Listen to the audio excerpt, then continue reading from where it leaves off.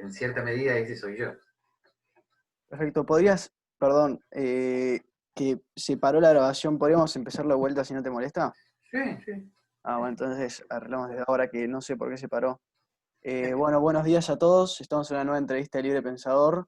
En esta ocasión trajimos a Gabriel Zanotti, un filósofo argentino, y nos va a contar un poco sobre el liberalismo y el catolicismo. Entonces, para empezar, ¿cómo definirías vos mismo a Gabriel Zanotti? Bien, Gabriel Zanotti, ante todo, es un profesor de filosofía, pero que además tiene la mala costumbre de ser un difusor del liberalismo clásico y de la Escuela Austríaca de Economía, y además, para colmo de males, soy católico, y para colmo de males trato de explicar por qué no hay contradicción entre las dos cosas. Así que eso es lo que ha ocasionado un abundante prontuario de herejías en todos lados. ¿Y cómo empezaste con todo esto del liberalismo y el cristianismo? ¿Cómo te empezaste a interesar en estas dos corrientes? Primero, cuando era adolescente, comencé a estudiar cosas de Escuela Austríaca de Economía y Liberalismo Clásico. Fue después cuando comencé la carrera de Filosofía en la Universidad del Norte de Santo Tomás de Aquino, cuando tuve una inmersión en el pensamiento de Santo Tomás, y entonces eso sí me abrió el camino para explicar cómo podía ser católico y partidario de la escuela austríaca al mismo tiempo. Mm. Digamos, esa carrera de filosofía fue clave para que yo pudiera conformar mi clásica explicación de no contradicción entre ambas cosas. Sí, sí. Sí. ¿Y por qué, más o menos, más metiéndonos en el tema, por qué crees que hay un cierto rechazo de parte del catolicismo hacia el liberalismo? ¿Cómo crees que nació ese tipo de rechazo a la ideología liberal o a este tipo de economía capitalista y todo esto? Bueno, hay que separar los temas. El problema comenzó en la parte política, no en la parte económica. El problema comenzó con la Revolución Francesa, Sí. con el sector de la Revolución Francesa más jacobino, más racionalista, anticristiano. Entonces, claro, los pontífices de la época empezaron a relacionar lo que vagamente se llama mundo moderno con esa Revolución Francesa y sus consecuencias, que fueron los imperios napoleónicos, que obviamente estaban en contra, ¿no? De los antiguos regímenes donde todavía la iglesia estaba situada desde el punto de vista humano y histórico. Y, y por lo tanto yo te diría que los primeros choques a nivel de magisterio se dieron en el siglo XIX, en encíclicas tales como Mirar y Vos, de 1836, o La Cuanta Cura, de 1884, ¿no? Donde prácticamente, a ver, el condicionante histórico de estas encíclicas es la identificación del liberalismo con los imperios napoleónicos, así de simple, ¿no? Para no entrar en mayores disquisiciones filosóficas. Obviamente, de manera muy lenta comenzaron las aclaraciones. Si querés, vamos a cuáles fueron las primeras aclaraciones sobre el tema del liberalismo, etcétera, etcétera, pero estas aclaraciones nunca fueron lo suficientemente fuertes como para impedir que gran parte de católicos más tradicionalistas no quisieran saber nada con el diálogo con la otra corriente del liberalismo clásico, que es la corriente anglosajona, norteamericana, Sí. que termina en la Declaración de la Independencia, etcétera, etcétera. Hoy en día, con el magisterio de Benedicto XVI, todo eso estuvo clarísimamente discernido y clasificado, pero bueno, fueron muchas décadas, ¿no? Sí. Y ahora vamos al otro lado, ¿no? ¿Por qué crees que hay varios liberales actuales, no quiero nombrar ninguno, ¿no? Pero tienen como un cierto rechazo a la Iglesia Católica? ¿Por qué crees a qué se debe eso? Eh, yo creo que hay eh, algunos libertarios Sí, que yo creo que de manera, a ver, primero hay un tema personal, ¿no? Hay muchas personas, sean libertarios o no, no importa, que tienen una aversión a la fe católica por muchos motivos muy comprensibles. Y eso se mezcla con, con la lectura de Ayn Rand, que es una gran autora, pero claro, digamos, hay randianos más académicos que de ninguna manera terminan así odiando la Iglesia Católica, como es el caso de Ricardo Rojas, que no tiene ningún odio por el estilo, pero hay otros que combinan el odio a la Iglesia con la lectura de Ayn Rand y obviamente ideologizan su odio, y prácticamente todo lo que huela a catolicismo es terrible para ellos. Claro, con los motivos que habitualmente se aducen, ¿no? Claro, los libertarios anticatólicos sacan a relucir el pasado no liberal de la Iglesia Católica, sin mayor comprensión de las circunstancias históricas, pero no es lo único que sacan a relucir, digamos, sencillamente no, yo creo que no logran comprender qué es la fe. La fe les parece una cosa totalmente irracional y totalitaria. Y eso lo comparten con muchos no libertarios. ¿No? Que la fe sea una cosa totalitaria e irracional, lo dicen los intervencionistas, totalitarios de todo tipo, posmodernos. Así que, la verdad, digamos, dependiendo de cada caso, hay que preguntar, bueno, cuál es el punto en cuestión. Yo con los randianos, yo particularmente tengo buen diálogo con la mayor parte de ellos. Incluso escribí un artículo el año pasado en la revista de las Ciencias Económicas de la Francisco Marroquín, presentando el desafío si necesariamente había que ser ateo para aceptar todas las cosas buenas que había dicho Ayn Rand, ¿no? Así que yo tengo un buen diálogo con los randianos, pero cuando la lectura de Ayn Rand se mezcla con un odio visceral al catolicismo, que además es compartido por otras corrientes de pensamiento, y bueno, no hay mucho remedio para eso, ¿no? La verdad, eso no tiene mayor solución. Sí, justo ahora hay un autor muy conocido dentro del libertarianismo, Jesús Huerta de Soto, ¿no? Que ha llegado a afirmar que Dios era libertario. ¿Cuál es tu posición acerca de esa afirmación? Bueno, primero, con todo respeto para Jesús Huerta de Soto, habría que ver en qué contexto lo dijo y qué quiso decir. Pero entonces, dejando de lado el caso de Jesús Huerta de Soto, yo te diría que esa expresión tomada in abstracto, fuera de contexto, sería el caso contrario. O sea, en ningún momento el catolicismo permite derivar una doctrina política concreta a partir de las Sagradas Escrituras, la tradición y el magisterio de la Iglesia. Pero lo que sí se podría decir es que el judeocristianismo, como yo intenté demostrar en uno de mis últimos libros, el judeocristianismo ha dejado sentadas bases filosóficas que lentamente han conducido a la toma de conciencia de lo que es la persona, su dignidad y las consecuencias políticas que ello tiene. Entonces, yo te diría que a nivel de grandes principios, se podría decir que del judeocristianismo se deriva el respeto a la persona y a su dignidad, con todo lo que ello implica a nivel de derechos que hay que respetar. Ahora, corresponde a la justa autonomía de la ciencia política y económica agregar ciertos presupuestos, típicamente ya laicales, seculares, para derivar un sistema político constitucional o una determinada teoría o práctica económica. Sí, bueno, Sí. también ahora se está haciendo una división, se está como, más o menos se está como tratando de diferenciar entre liberales clásicos, minarquistas y anarcocapitalistas, ¿no? ¿Cuál es con cuál te identificarías vos en especial entre esas tres? Bueno, a ver, primero, yo no me identifico con ninguno de los fanatismos que esas discusiones últimamente están produciendo dentro de los libertarios.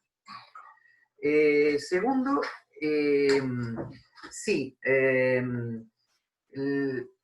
a ver, yo creo que todas esas distinciones tienen que ver con el famoso debate entre federalistas y antifederalistas en los Estados Unidos, o sea, si era necesario un gobierno central tipo federación, o si los estados podrían haber mantenido su derecho a la secesión, unidos por una confederación, etcétera, etcétera.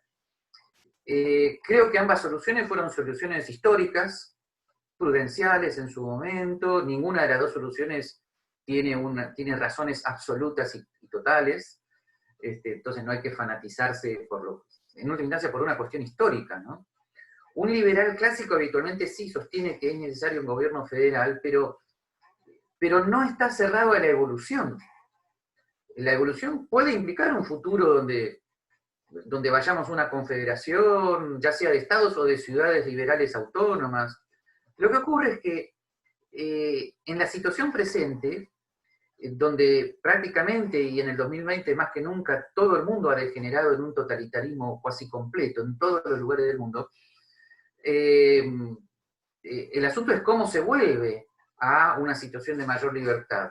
Entonces, si una primera etapa fuera volver a lo que fueron los Estados Unidos en 1787, bueno, ningún anarcocapitalista podría sentirse defraudado por eso. En todo caso, ese sería como el trampolín, el punto de partida para ver si se puede evolucionar hacia algo más. Pero yo diría que en la actual circunstancia histórica, esos debates, más allá de sus legítimas cuestiones académicas, por ejemplo, si Nozick tuvo razón o Rothbard tuvo razón con respecto al tema de los free riders, y cosas de las cuales deberíamos debatir tranquilamente en un congreso sin que nadie se enoje con nadie, pero en las actuales circunstancias históricas hay que ver cuál es el camino prudencial. Y el camino prudencial es, como siempre fue la tendencia liberal clásica, reducir el poder del Estado. A ver, hay que tener en cuenta también que cómo nace el liberalismo clásico. Bueno, me puedo equivocar históricamente, pero el liberalismo clásico es intentar limitar el poder de las monarquías absolutas. Y de ahí nacen los intentos de monarquías constitucionales. Bueno, pero eso de ninguna manera niega el camino hacia un futuro más parecido al anarcocapitalismo. Lo que ocurre es que ahora estamos prácticamente en la misma situación que en los siglos XV y XVI. El mundo es un caos de cuasi monarquías absolutas en todos lados y hay que ver cómo las limitamos. Yo no creo que sea posible pasar de la situación actual de manera directa al anarcocapitalismo eh, sin una difícil situación de violenta. Ahora, si alguien me dice cómo es posible, yo encantado. Entonces, ¿no te disgusta la idea de un anarcocapitalismo? Lo considero un proyecto de investigación hacia el futuro, una posible evolución futura. Actualmente bastaría con limitar el poder que ya hay para que a partir de ahí podamos con tiempo ver hacia dónde vamos. No sé si me explico, ¿no? Sí, se entiende. O sea, a nivel académico no tengo ningún problema con el anarcocapitalismo. Si el anarcocapitalismo, sin embargo, deriva en una posición política revolucionaria parecida a lo que es Antifa hoy en Estados Unidos, pero del otro lado, van a incurrir en el mismo fanatismo y en la misma violencia. O sea, con ese mismo criterio ellos se podrían levantar contra Washington por las armas, porque consideran que ahora Jorge III es Donald Trump. Bueno, pero eso no solamente es una desubicación prudencial histórica total y completa, sino que los va a conducir a la violencia, y la violencia nunca conduce a la libertad. Cuidado con eso. Yo esto sí se los he advertido. Esta gente a veces en materia política tienen una tendencia revolucionaria que tiene la tentación de la violencia, como muy bien señaló Karl Popper en un artículo que ellos deberían leer, que se llama Utopía y Violencia, ¿no? O sea, lo único que falta ahora es que los libertarios se conviertan en revolucionarios con la cara tapada, ¿no? O sea, hay que tener mucho cuidado, ¿no? Sí, y vos hablaste de como empezar limitando al gobierno, ¿no? Sí. Cómo harías esa limitación al gobierno? O por lo menos, ¿cómo empezarías? En este momento no queda otra que, salvo que se produzca una hecatombe mundial, bueno, con el término hecatombe no he definido nada, ¿no? Sí, dejemos de lado ese paréntesis que he hecho Sí. recién. En las actuales circunstancias, hay que ganar terreno político nuevamente en las legislaturas, instalar nuevos temas, y lentamente con esa transformación cultural ir logrando las bases de un futuro partido que logre ganar las elecciones y con un liderazgo moral suficiente como para autolimitar el poder, ¿no? O sea, no queda otra que participar en los sistemas políticos actuales con todo el sacrificio que ello implica. Salvo, vuelvo a decirte, este es un paréntesis, bueno, salvo que se produzca una circunstancia social eh, que nos saque del sistema político habitual. A ver, o sea, supongamos que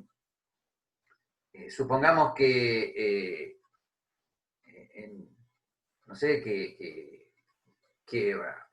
te voy a hacer ciencia ficción, supongamos que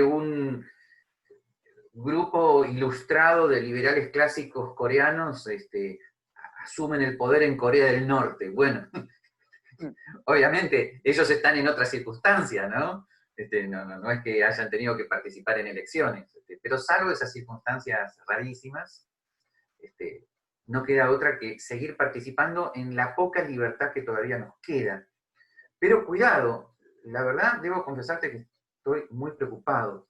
Eh, eh, Porque si ya en Estados Unidos están pasando cosas verdaderamente inéditas desde el punto de vista del totalitarismo, ¿qué nos queda a nosotros? En Estados Unidos los demócratas ya quieren ir prácticamente limitando las elecciones de noviembre con la excusa del coronavirus. En Latinoamérica en cualquier momento los gobernantes van a empezar a impedir o decretar elecciones. Así que por lo tanto ya lo que te dije de ir participando lentamente en el sistema político ya quedaría bastante atrasado. En cuyo caso, prácticamente me quedo sin respuestas más que una resistencia cultural pacífica y un enfrentar la tormenta, ¿no? Y entonces no aceptarías de ninguna manera, y pongamos el caso donde ya no hay libertad, usar violencia para volver a recuperarla. ¿No lo ves correcto? No, te diría que prácticamente en ningún caso. ¿Está? Ahora, cuando dije prácticamente, dejo abiertas las posibilidades de la historia, no sé, a una resistencia. O sea, a ver, te lo voy a decir de manera concreta. Yo no condeno a la resistencia francesa contra Hitler, por ejemplo. Pero cuidado, pero eso no quiere decir que sea el camino. No, digamos, no.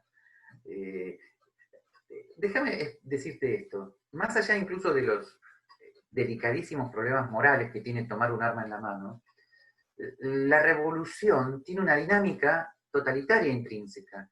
La revolución siempre implica los fieles, los traidores, los que no son parte de la revolución, y eso implica una dinámica de fidelidad, de secreto, de traición, y todo eso no sé en qué medida es incompatible con una cultura liberal clásica. Hay que tener mucho cuidado.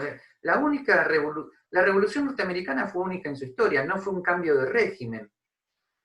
Sencillamente la mayor parte de colonos que había, que eran comerciantes y mercaderes y dueños de barcos, eh, eh, se quisieron sacar de encima a Jorge III, pero eh, pero fue una circunstancia muy única, ¿no? La verdad, no sé si eso se puede repetir en la historia. No, la verdad no lo veo. Pero vuelvo a decirte, pero yo no condeno a nadie que, que- que se haya resistido contra Hitler, pero no quiero hacer con eso analogías para el futuro, ¿no? Y bueno, ahora yendo un poco más al tema principal de la entrevista, que nos fuimos un poco, vos Sí, escribiste y diste conferencias sobre la economía, la Escuela Austríaca de Economía y la Doctrina Social de la Iglesia. sí, ¿Nos podrías contar un poco de eso? ¿Cómo empezaste y un poco del desarrollo del tema? sí. Sí, justamente al terminar mi carrera de filosofía, yo ya tenía las herramientas filosóficas como para interpretar las encíclicas pontificias, y entonces pude hacer una esencial distinción que mantengo hasta hoy. La distinción entre los grandes principios de la doctrina social de la Iglesia y sus aplicaciones prudenciales, eh, y todo lo que legítimamente los laicos tienen libertad para decir con respecto a esos temas. Entonces, los grandes principios de la doctrina social de la Iglesia, como bien común, subsidiariedad, función social de la propiedad, etcétera, etcétera, no son ellos mismos contradictorios con la economía de mercado Mm. vista desde la Escuela Austríaca de Economía. Y eso fue el eje central de mi primer librito al respecto, que fue Economía de Mercado y Doctrina Social de la Iglesia, que fíjate fue de 1985. Mm. Eh, lo que ocurre es que a medida que ha pasado el tiempo he ido como puliendo los argumentos, pero el eje central del punto lo sigo manteniendo. O sea, contrariamente a otros paleolibertarios católicos, yo no rechazo en bloque a la doctrina social de la Iglesia. creo que en sus grandes principios es legítima. Mi gran diferencia con la mayor parte de partidarios de la doctrina social de la Iglesia es que me parece, y esto que voy a decir es muy fuerte, al lado de todo lo tranquilito y ortodoxo que he dicho sobre los grandes principios de la doctrina social de la Iglesia, sí me parece que lamentablemente, siguiendo usos y costumbres clericales, los pontífices, en nombre de la doctrina social de la Iglesia, se han puesto a hablar absolutamente de todo, de todo, de todo, invadiendo autonomías legítimas de las ciencias sociales que pertenecen a los laicos, y eso ha ocasionado un sinfín de confusiones dentro de la Iglesia, dentro del laicado católico. O sea, cuando vos hoy decís doctrina social de la Iglesia, podés llegar a decir absolutamente cualquier cosa. ¿Por qué?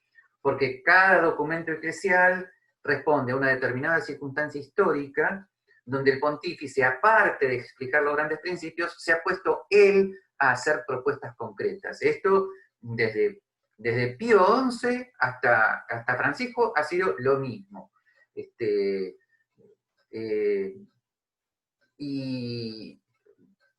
Y bueno, y eso ha ocasionado esa invasión de la doctrina social de la Iglesia hacia las legítimas autonomías de los laicos, ha producido que sencillamente los laicos de buena voluntad estén totalmente confundidos. No saben finalmente qué decir o qué hacer. Uno cita cada uno cita la encíclica que le conviene o el párrafo que le conviene. O sea, es un caos total y completo. Y ese caos se va a terminar, comillas, no sé cuándo, o cuando finalmente los pontífices tomen conciencia de que hay ciertos temas de los cuales ellos no pueden hablar. Por eso, a mí a veces me preguntan, ¿llegará alguna vez al trono un pontífice que conozca Escuela Austríaca de Economía? No, eso no es lo que a mí me importa o me preocupa. A mí me basta con que el pontífice, vos le preguntes, ¿qué opina de los bienes públicos? Y te diga, ¿y a mí qué me preguntás? Preguntáselo a los laicos. Esa debería ser la respuesta. No que, a ver, usted, señor Papa del Banco Central, ¿qué opina? Supongamos que el Papa comienza a decir lo mismo que dice Huerta de Soto. No, no es ese mi ideal. El ideal es que el Papa en ese caso responde de vuelta. ¿Usted qué me pregunta a mí? Pregúnteselo a los laicos. ¿Yo qué tengo que decir de eso? Ese es el punto central para mí. ¿Ah? Yo no necesito que ningún pontífice tire agua bendita a la teoría del ciclo de von Mises, por ejemplo. No, el católico que... Si vos sos católico y afirmás la teoría del ciclo, la afirmás no porque seas católico, sino porque te convenció la teoría en sí misma. Es una cuestión autónoma, es una cuestión laical, secular. La costumbre que tienen los católicos de tirar agua bendita para el socialismo o para el libertarianismo, para el keynesianismo o para la escuela austríaca, lo que te está mostrando es una mentalidad clerical. O sea, no salen de un integrismo donde todo se tiene que desprender de la fe católica, cuando la fe católica, justamente si se distingue precisamente de otras religiones que son sistemas culturales completos, la fe católica, como muy bien explica Benedicto XVI, teóricamente ha permitido siempre el desarrollo de las instituciones seculares autónomas. Y ese es el origen de la distinción entre lo secular y lo eclesial, que está en la base de la distinción entre Iglesia y Estado. Y en eso sí los pontífices, con sus circunstancias históricas diversas, en esa distinción los pontífices la han tenido mucho más clara, ¿no? Así que bueno, este es un punto muy, muy importante.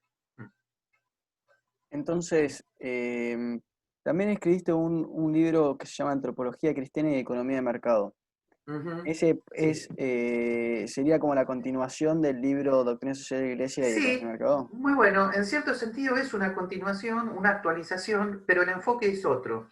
En ese libro, Sí. más que enfocarme en los párrafos de las encíclicas, lo que hago es ir directamente a la concepción cristiana del ser humano y sacar mejor dicho, cristiano-católica del ser humano, y sacar de allí consecuencias para una economía de mercado. Entonces ahí hablo de lo que significa el pecado original en la historia, la naturaleza humana, herida por el pecado, pero capaz, sin embargo, de tener todavía algo de libre albedrío y creatividad, la relación del cristianismo con la escasez, la relación del cristianismo con el orden espontáneo y qué hay en la naturaleza humana que permite un orden espontáneo. O sea, son todas esas cuestiones que trato en ese libro. En cierto sentido, sí, es la continuación del libro del 85, pero con otro enfoque.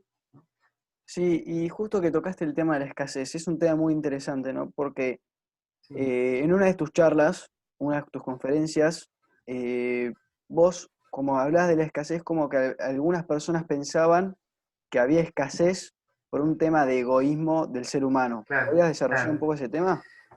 Sí, es muy común que los cristianos, tanto protestantes como católicos, nos olvidemos de la escasez, porque claro, estamos formados en lo que podríamos llamar la superabundancia de la gracia de Dios, o sea, la gracia de Dios es infinita, y las figuras del Antiguo y Nuevo Testamento son analogías físicas de esa gracia superabundante, el maná del cielo, la multiplicación de los panes y de los peces, etcétera, etcétera, ¿no? Como que verdaderamente la gracia de Dios es infinita. Entonces, claro, ahí el tema de la escasez no entra.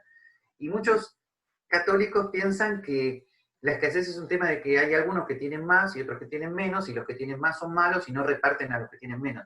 Sí. Eh, Lamentablemente les falta el ABC de la economía, o sea, el ser humano después del pecado original ha sido expulsado del paraíso y arrojado a un mundo físico donde la naturaleza física es indiferente a las necesidades culturales humanas más esenciales, ¿no? Y por lo tanto los bienes no están allí, sino que hay que producirlos.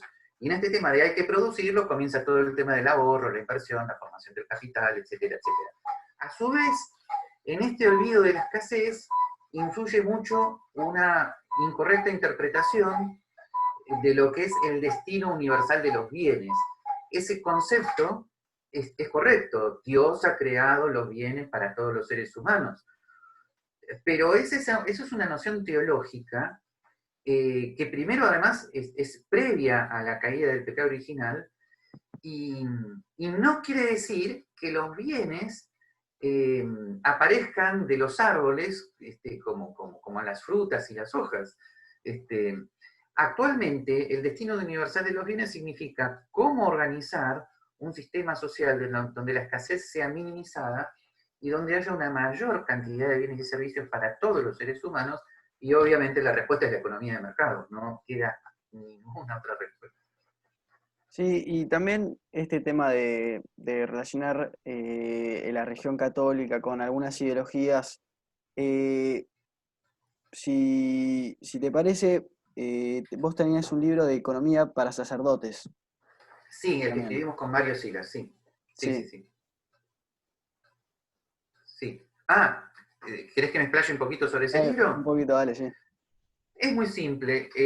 En realidad, ahí Mario Silas y yo lo que hacemos es un esfuerzo didáctico. No decimos nada que no hayamos dicho en otros lugares. Digamos, no hay nada nuevo en ese libro. Hay explicaciones básicas sobre el funcionamiento de la economía, los precios, el comercio internacional, el ahorro en la inversión. La diferencia es que como Mario Silar y yo hemos sido formados en la Universidad del Norte Santo Tomás de Aquino y conocemos muy bien lo que el sacerdote está pensando cuando lee, entonces le hablamos directamente a él. Mm, Y con eso ganamos mucho terreno, o sea, sabemos en lo que él está pensando y entonces nos adelantamos a lo que él nos va a preguntar.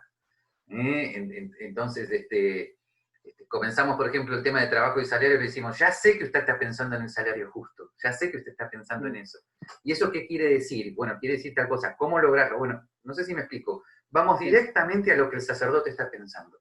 Ese es el punto del libro y hasta ahora, eh, en lo que el libro se ha difundido, nos va bien porque los sacerdotes se sienten verdaderamente comprendidos. Todo lo contrario de lo que hacen algunos amigos míos libertarios que los tratan como imbéciles porque el buen amigo sacerdote esté pensando en la redistribución de los bienes. ¿No? Mm. Eso no conduce a nada. Eh, Así que eh, sabemos de buena fuente que el libro se está difundiendo como en negro. Hay un pequeño mercado negro donde los sacerdotes en secreto lo leen, se convencen bastante y luego dicen, bueno, habrá que esperar, ¿no? Porque si digo esto, el obispo me mata, pero, pero el libro ha producido un interesante mercado negro de las ideas de la economía de mercado dentro de muchos sacerdotes. Sí, Qué bueno, Gabriel. Como el tiempo límite que tenemos para subir estos videos es media hora, ¿me sí. podrías dar un consejo final para todo esta vuelta del liberalismo en las cabezas de los jóvenes, más que nada, una especie de consejo o alguna recomendación Bueno, que nos puedes dar? para los chicos más jóvenes que sean creyentes, hay 3 autores o 4 que deberían leer y que son muy poco leídos. Por ejemplo, Sam Greb del Acton Institute, el padre Robert Sirico del Acton Institute, el padre Martin Ronheimer del Hayek Institute de Viena, el propio Mario Szilard, ¿no? Busquen en internet, todo lo que tiene escrito es extraordinario. Son autores importantes, ¿no? Que son tan libertarios como católicos, así que eso es como una especie de nueva literatura, dejando de lado el caso clásico ya de Alejandro Chafuen, ¿no? Mm. Y después, para todos los libertarios, creyentes o no creyentes, sepan que están en una circunstancia histórica que les va a demandar una formación intelectual y moral por encima de la media, ¿no? O sea, es desafiante el trabajo que tienen por delante y bueno, tienen que tener mucha fortaleza para cumplirlo, ¿no? Yo por eso, la verdad, en este momento de mi vida siempre me siento muy obligado a estar con todos ustedes y a apoyarlos todo lo que pueda, eh, pero lo que se viene es una circunstancia histórica que a mí ya no me pertenece. Lo que quiero decir es, si dentro de 20, 30 años en el mundo hay una generación de entre 30 y 40, o 40 y pico, que empiece a acceder a los puestos claves de gobierno, Dios lo quiera, pero te podrás imaginar que tienen que ser casi héroes, ¿no? Porque tienen que autolimitar el poder que heredan, ¿no? Y resistir a las tentaciones de la corrupción del poder. Bueno, la verdad, yo espero que todos ustedes forman parte de un grupo cuasi aristocrático desde el punto de vista intelectual y moral, que responda a este desafío histórico. Y si no, bueno, las civilizaciones a veces colapsan, ¿no? Y Dios dirá. Bueno, Los muchísimas... principios, mira, los principios nunca colapsan, pero las civilizaciones sí, así que tengamos cuidado porque nada está allí en garantía, ¿eh? Sí. Buenísimo. Muchísimas gracias, Gabriel, por darme un poco de tu tiempo. No es nada. Cualquier cosa, bueno, tienes mi email, se pueden comunicar conmigo, ningún problema. ¿Ah? Perfecto. Bueno, un saludo enorme, Gabriel, y gracias de vuelta por el tiempo que nos diste. Y un saludo Gracias a a todos los vos. que vieron el video. Ahí. Live long and prosper.